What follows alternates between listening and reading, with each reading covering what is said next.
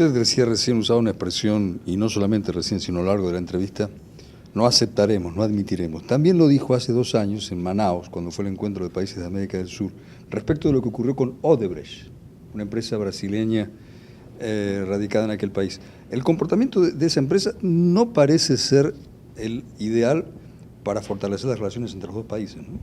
Bueno, ya lo es, porque reconoció su error y tuvo que reparar el daño que habíamos denunciado. Se dieron cuenta que ya hay otro gobierno en Ecuador, porque estaban acostumbrados a hacer lo que le daba la gana. Y no quiero particularizar el caso de Odebrecht, pero hablemos en general. Estas transnacionales iban a nuestros países pateando al perro, muchas veces obras con sobreprecio, muchas veces obras inútiles, y compraban periodistas, compraban grupos para presionar por esas obras y adquirir los contratos. Eso se acabó con nuestro gobierno. Entonces, Odebrecht nos construyó una central, fue contratante de nuestro gobierno, San Francisco, que tuvo una falla grave, estructural, se derrumbó el túnel pocos meses después de inaugurada. Pero no solo aquello, lo había financiado el Banco de Desarrollo brasileño y nos quedamos endeudados, sin hidroeléctrica y endeudados. ¿Cómo íbamos a aceptar esa situación? Entonces llevamos el caso a un centro de arbitraje, expulsamos a Odebrecht del país, se le pusieron los procesos judiciales y tuvo que reconocer su error, su responsabilidad, reparó la hidroeléctrica y ahora incluso participa en contratos transparentes y tiene por lo menos 2 megacontratos, porque Ecuador tiene en estos momentos la inversión pública, el coeficiente inversión pública PIB más alto de América Latina. Estamos invirtiendo muchísimo en infraestructura, carreteras, puertos, aeropuertos, hidroeléctricas, colegios, hospitales, etc. Entonces, bienvenido. Eso beneficia a Odebrecht, beneficia a Brasil, nos beneficia a nosotros, a los ecuatorianos, pero siempre un marco de respeto y seriedad. La crisis ha puesto al rojo las contradicciones de algunas empresas transnacionales en América Latina. Un caso particular que nos toca a los argentinos es el de YPF, acompañado del proceso en el cual la presidenta Cristina Kirchner renacionalizó esa empresa. Sí, usted lo ha utilizado el término adecuado, renacionalizó. Prohibido olvidar. Eso era de los argentinos. Y Menem privatizó, y si no privatizó la Casa Rosada porque no le alcanzó el tiempo, ¿no? Tal vez le exigieron a los compradores que la pinte otro color y no le alcanzó el tiempo para pintar.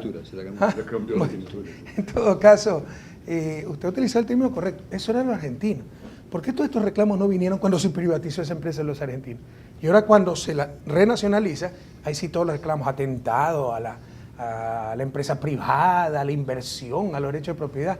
¿Y por qué no dijeron todo eso? Atentado a los derechos de propiedad de los argentinos cuando se privatizó esa empresa estratégica. Pero además, yo creo que le asiste todo el derecho del mundo a la presidenta Cristina Fernández y al gobierno argentino de nacionalizar esa empresa si está atentando contra los intereses argentinos, al no aumentar la producción de petróleo y con ello hacer a Argentina mayor importador de hidrocarburos. Nosotros tuvimos un caso similar. La empresa EDC, era una empresa norteamericano-canadiense, no recuerdo muy bien, que tenía la explotación del gas del Golfo y se había diseñado un contrato que si pasaba de cierto monto la producción, nos tenía que dar mayor proporción de esa producción. Nunca pasaron de ese límite. Entonces tenían un nivel de producción muy bajo, se le exigió reiteradamente, aumente el nivel de producción, necesitamos ese gas. No nos hizo caso, pues lo obligamos a vender, salió del país y hoy esa explotación del gas está en manos ecuatorianas. Estamos en una coyuntura en la cual las relaciones de los países latinoamericanos con las empresas transnacionales podrían entrar en una mutación, es decir, no admitir más estos saqueos, estos vasallajes. Sí, pero para eso debemos actuar coordinadamente. Solos nos someterá el capital, unidos sometemos al capital. América Latina es la región del presente para mí y del futuro. Tiene inmensas potencialidades, tiene proyectos extremadamente rentables. No nos engañemos, necesitamos del sector capitalista moderno, necesitamos esas transnacionales que muchas veces son las mayores generadoras de ciencia, tecnología, tienen las técnicas más avanzadas, pero aislados nos van a explotar esas transnacionales, el capital nos va a someter, unidos podemos someter al capital. En este sentido también, cada vez que se toca una empresa, usted está viendo como lo de YPF, hay amenazas muy fuertes, como también hay amenazas ahora con las elecciones, amenazas sobre Venezuela, amenazas muy serias, es decir, se han renovado las amenazas con respecto a las elecciones cuando ven que van a ganar o van a permanecer los gobiernos que molestan, diríamos, los que ellos llaman los países canallas. Cuando ganan los políticamente equivocados, de acuerdo a su visión, siempre Claro, está. entonces, ¿no cree que es un momento también un poco amenazante para América Latina, que esto necesita de una unidad o una lucha más frontal contra estas instalaciones militares y estas presencias de las fundaciones en América Latina? Ahí la solución, bueno, ya con lo último que agregó, sí, hay varias soluciones o varias medidas que hay que tomar. La solución básica es la unión y se está logrando. Por ejemplo, ya imagínense la barbaridad. Elecciones de Ecuador, observadores de la Unión Europea. Bueno, que nos inviten a observar pues las elecciones en Alemania. ¿Cuál es la diferencia? Entonces, por lo menos ya tiene un Consejo Observador de Elecciones UNASUR. Y sí, las elecciones en Venezuela van a ser observadas por UNASUR, no por potencias extrarregionales, que no sé qué se han creído, pero nosotros también agenciosamente hemos aceptado esos observadores. En la última asamblea de la OEA, en Cochabamba, 67 observadores extranjeros, la gran mayoría de la Unión Europea, porque aportan, imagínense, no son parte del sistema interamericano, pero aportan sobre todo para la Comisión Interamericana de Derechos Humanos, para controlar a los latinoamericanos, que somos los sospechosos, y particularmente para la Relatoría de Libertad de Expresión. Ellos financian para que nos controlen a nosotros. Entonces, por eso dije, cuando intervine en Cochabamba, bueno, bienvenidos, nos alegra mucho que visiten una región tan bella como nuestra América, pero también esperamos la invitación para irlos a observar nosotros, a ustedes, a la Unión Europea, ¿no? O sea, ya basta que se crean los dueños del mundo. Entonces, se han dado pasos para evitar aquello, pero ahí la solución es la unión, la solución frente a Argentina. O sea, es un problema bilateral Argentina-España, lo de YPF. Si se mete Unión Europea, pues deberá entrar UNASUR, no dejaremos sola a Argentina. Ya el problema de la organización social es diferente, porque eso supuestamente no es de afuera, es de adentro. Por ciertos canales viene afuera el financiamiento de NET, USAID, pero se forman fundaciones nacionales que aparentan ser representantes de la sociedad civil y no representan ni a su casa, no los conocen ni en su casa a la hora de comer, ¿verdad? Pero se le abren las puertas de Washington, de todos lados. Entonces boicotean desde adentro. Y ahí debemos estar muy atentos, hay que tomar medidas concretas. Lo dice la USAID, financiamos a la sociedad civil para que incida en políticas públicas. Ese es el rol de ONG o es el rol de los partidos políticos. Si usted, un partido político en Ecuador, y creo que es correcto, recibe financiamiento del exterior, se va preso el dirigente de ese partido político. Bueno, cámbiale el nombre, partido político ONG, sí, puede recibir el mismo financiamiento del exterior, puede hacer política y no pasa nada porque es representante de la sociedad civil. Tenemos que darnos cuenta de estos fraudes y reaccionar unidos frente a ellos. Sí, una sola cosita que le quiero preguntar en este punto. Ellos han incidido investigando lo que pasó en Bolivia, hice un trabajo sobre Bolivia.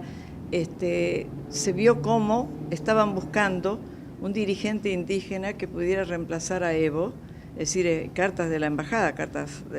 Bueno, ¿cree usted que ellos no son tontos, aprenden de la historia? Ellos han invadido mucho las zonas indígenas y están invadiendo también los sindicatos y algunas de estas las ONG se están metiendo en estos sistemas sindicales, están operando sobre esto. Entonces, ¿cómo a usted sucedió esto en Ecuador? Exactamente lo mismo. Ahí hay grupos indígenas financiados, por ejemplo, por la NET, ¿no? Network Endowment for Democracy, de extrema derecha, creada por Ronald Reagan. Financia a estas corporaciones indígenas y son los líderes indígenas y los opositores más peligrosos, porque hablan nuestro mismo idioma. Supuestamente defienden nuestras mismas causas, pero en la realidad sirven otros intereses. Y por ejemplo, los medios de comunicación burgueses, capitalistas, para los cuales nunca existió los indígenas, cada vez que un indígena se opone al gobierno, pues es noticia de primera página, 15 días.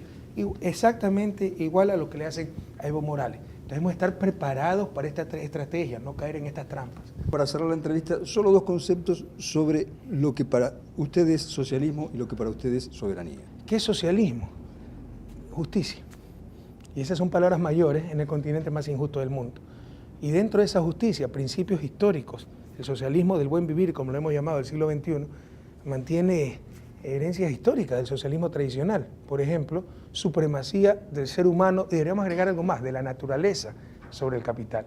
Porque ya la discusión ideológica no se puede basar solamente, como tradicionalmente era,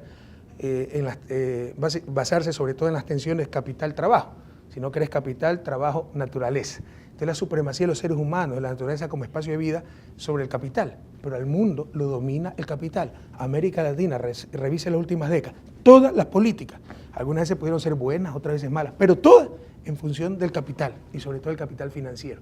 Y de eso es lo que tenemos que liberar. Socialismo, privilegiar valores de uso antes que valores de cambio, la generación de mercancías, valores de uso, bienes públicos globales, ambiente. Pero yo le diría, si tuviéramos que resumir en una sola palabra, justicia. Y soberanía significa capacidad de autodeterminarse, tomar decisiones en función de nuestros mandantes, nuestros pueblos, no en función de recados de los países hegemónicos.